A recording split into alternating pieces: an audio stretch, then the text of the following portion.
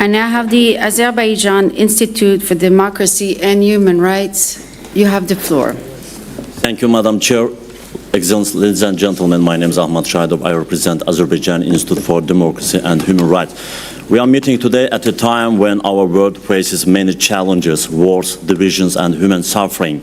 But even in these difficult times, we still have hope, the hope that dialogue can replace war and justice can overcome hate. In my region, in South Caucasus, we are witnessing one of the most important peace efforts in decades. On August 8 this year, at the White House, President Donald Trump hosted a historic meeting between President Ilham Aliyev of Azerbaijan and Prime Minister Nikol Pashinyan of Armenia. And this meeting was not only symbolic, it was a turning point. President Trump personally invested his time, his influence, and his leadership to help bring peace to our region. And he showed that real global leadership means solving conflicts, not freezing them.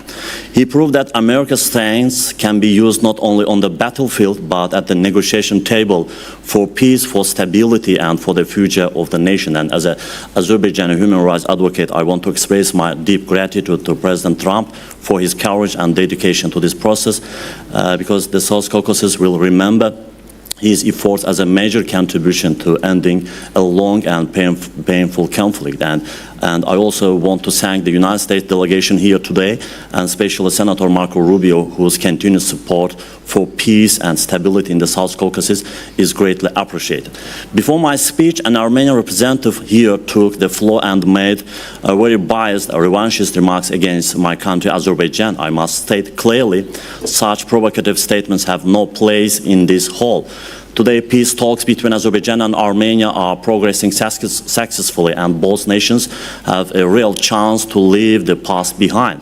Attempts to poison this process with hostility and misinformation are unacceptable. And let me also clarify that the Armenian individuals mentioned in that speech are currently facing trial in Baku.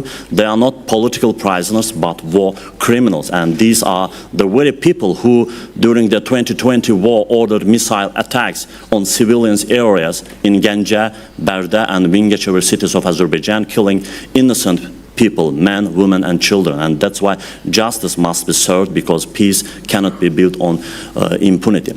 And unfortunately, in other parts of our continent, war still continues. Russia's aggression against Ukraine has caused enormous suffering and destruction. And in recent days, we have seen more missile and drone attacks targeting cities, homes, and energy systems. And these are not just attacks on Ukraine, they are attacks on international law and human life itself.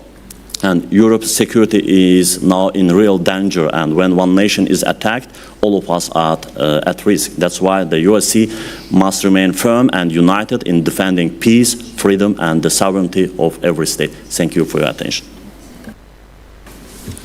I thank you. Just a reminder.